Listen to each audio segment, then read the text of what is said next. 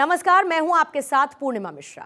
हमारे खास प्रोग्राम क्या कहते हैं नरेंद्र मोदी में आज आपको सुनवाएंगे पीएम मोदी का वो ऐतिहासिक भाषण जो उन्होंने 18 मार्च 2012 को महाराष्ट्र के पुणे में दिया। अपने भाषण में मोदी ने कहा कि भविष्य में डेवलपमेंट 3 मेजर पिलर पर होगा, जिसमें एक है आईटी सेक्टर, दूसरा बायोटेक्नोलॉजी और तीसरा एनवायरमेंट टेक्नोलॉजी। इन तीनों पिलर पर नई दुनिया बसने वाली है और इसीलिए हमें हमारे सारे ह्यूमन रिसोर्स डेवलपमेंट को इन 3 मूलभूत साइंस के आधार पर डेवलप करना होगा। ये बात सही है आपकी कि जिन्होंने पहले गुजरात देखा है और आज के गुजरात में ग्रीनरी के संबंध में बहुत ही बदलाव आपको नजर आएगा। इवन कच्छ जो एक रेगिस्तान माना जाता था और हमारी तो गुजरात की स्थिति ऐसी है कि यहाँ रेगिस्तान है, उधर पाकिस्तान है।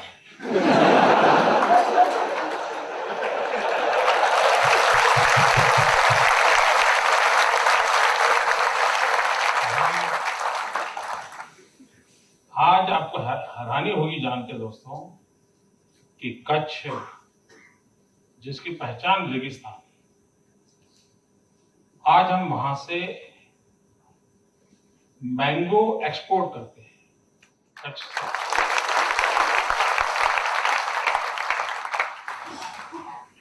और हॉर्टिकल्चर में आज कच्छ लीड कर रहा है, जो कोई सोच नहीं सकता है। एक बहुत बड़ा बदलाव आया है। एग्रीकल्चर सेक्टर में हमने बहुत यूनिक काम किए हैं। जैसे हमारे यहाँ ये मुंबई से सटा हुआ इलाका है जो वलसाड़ जिला जिसको कहें, डांग जिला, किसी जमाने में गोवा काजू की खेती के लिए मशहूर था। आज हम उतने ही काजू यहाँ ट्राइबल बेल्ट में हमारे ट्राइबल फार्मर पैदा करते हैं। अगर आज यूरोप के किसी देश में आप सब्जी खाते हैं और उसमें भी अगर भिंडी की सब्जी खाते हैं, यूरोप का कहीं पर भी, तो आप विश्वास कीजिए वो गुजरात से गई है।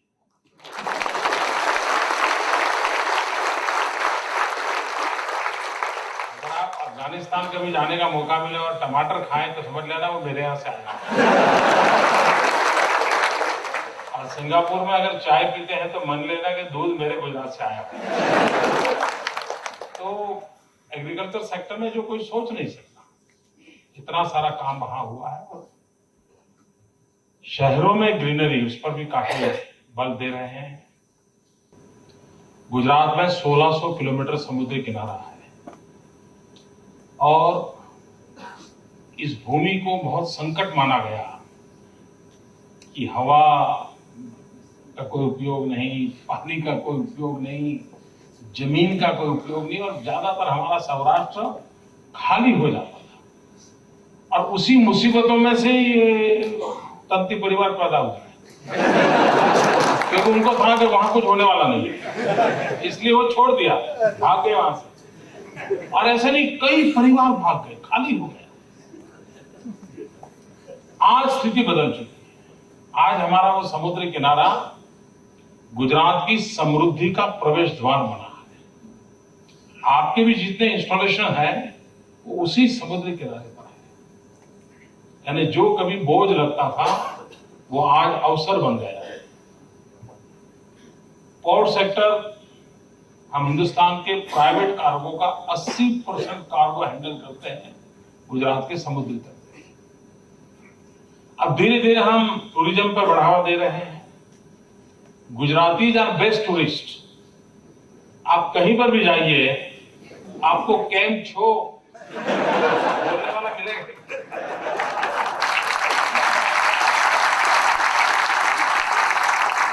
5 स्टार होटल में भी अपना डिब्बा खोल के खाखरा निकालता हो।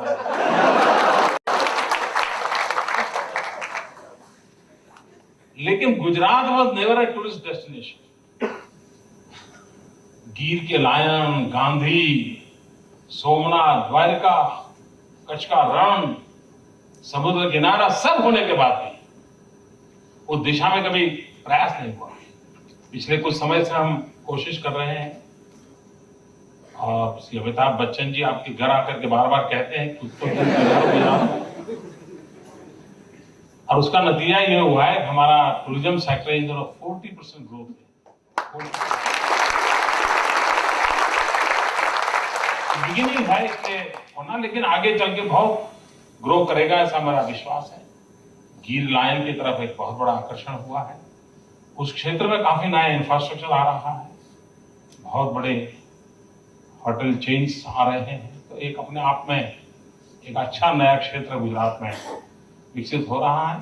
और ये समुद्री किनारा हमें उसी प्रकार से हमें गोघा दहेज फेरी सर्विस शुरू कर रहे हैं, और आगे चल के समुद्री किनारे से हम ट्रांसपोर्टेशन को बढ़ावा देना चाहते हैं, ताकि वो भी एक प्रकार से कार्बन न्यूट्रल मूवमेंट को बल देने वाली बात है जो हम करना चाहते हैं।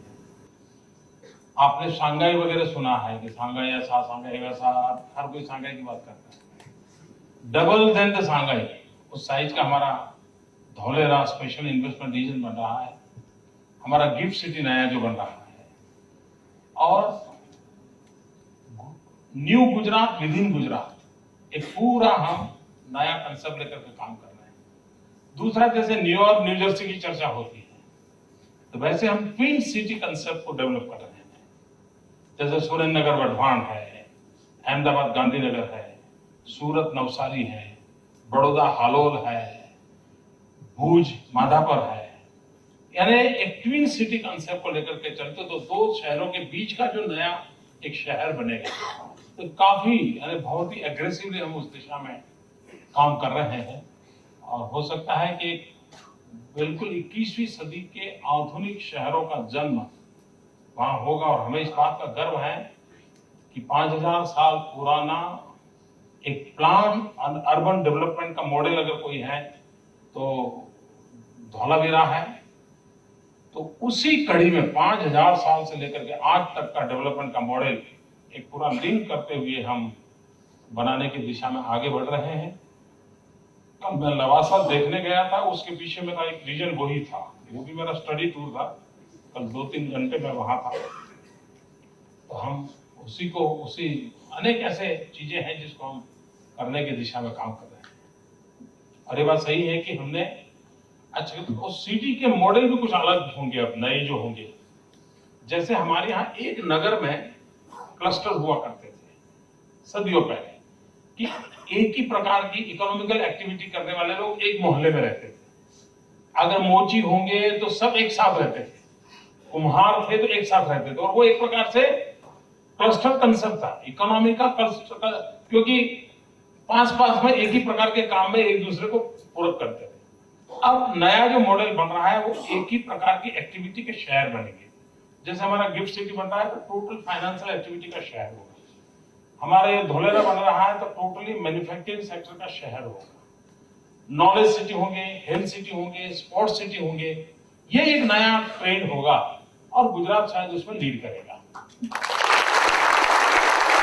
और नॉट ओनली दैट, हमारा एक कल्चरल प्रोजेक्ट बन रहा है, दुनिया का सबसे बड़ा man made speed water lake हम बना रहे हैं, दुनिया का सबसे बड़ा। और समुद्र के अंदर एक 64 किलोमीटर लॉन्ग हम बड़ा डैम बनाने जा रहे हैं। अभी उसके भिन्न सर्वे चल रहे हैं। उसमें मैंने एक काम तुलसी भाई को दिया है, जो 64 किलोमीटर लॉन्ग हमारा समुद्र में डैम बनेगा, तो उसी के तहत अंदर हम ऑफशोर विंड एनर्जी को काम कर सकते हैं।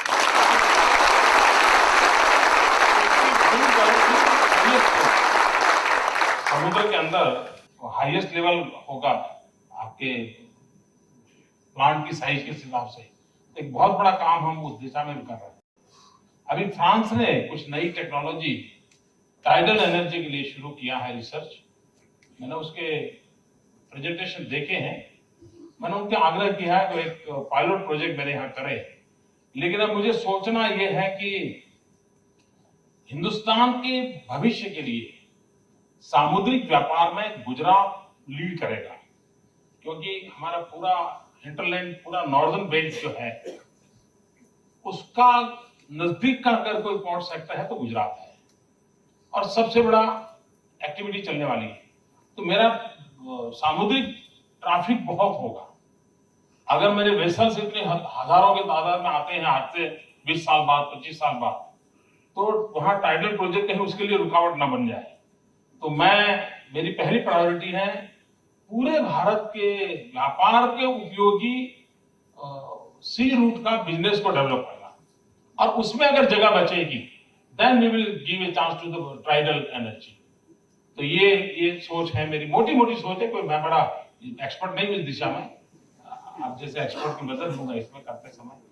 हमने आने वाले दिनों में ह्यूमन रिसोर्स डेवलपमेंट पर बहुत जोर देना है, I agree with you.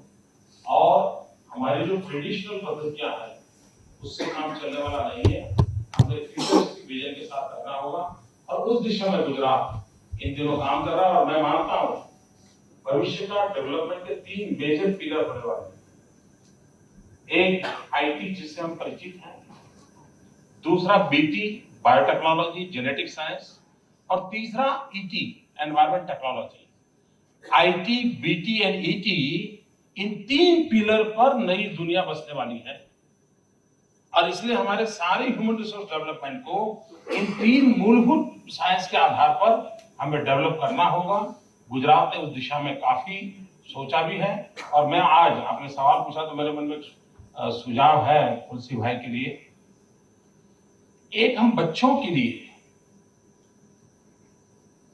Video बना करके रेगुलरली हर 3 महीने में एक वीडियो कोर्स कैसे हो, जिससे वो ये कार्बन न्यूट्रल सोसाइटी, लाइफस्टाइल कैसे बदलना, और नेचुरल रिसोर्स को किस प्रकार से यूज करना, व्हाट इज योर रिस्पॉन्सिबिलिटी, इस प्रकार का एक educative campaign through video and internet, ये और सोशल मीडिया हम कर सकते हैं क्या? तो आपके यहां से करना मुश्किल काम नहीं है। अगर हम ये कर रहे हैं तो मैं समझता हूँ ये ग्रासरूट लेवल पे हम इसको डेवलप कर सकते हैं, लोगों का इससे इंटरेस्ट भी डेवलप होगा। और मित्रों, जब आपने पूछा है कि इस दिशा में काम, गुजरात ने ये ह्यूमन रिसोर्स डेवलपमेंट की दुनिया में कई नए इनिशिएटिव लिए। अब जैसे मैं जब आया था इस नौकरी पर, तब मेरे यहाँ 11 यूनिवर्सिटी थी, आज 43 यूनिवर्सिटी।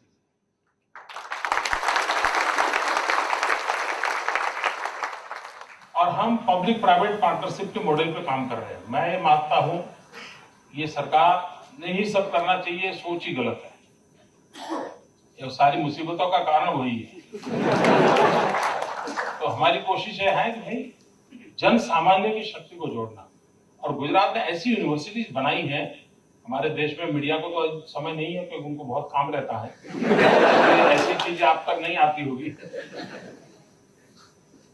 उनके काम के प्रायोरिटी अलग है। जैसे मेरे यहाँ एक forensic science university, we are first in the world जिसने फॉरेंसिक साइंस यूनिवर्सिटी,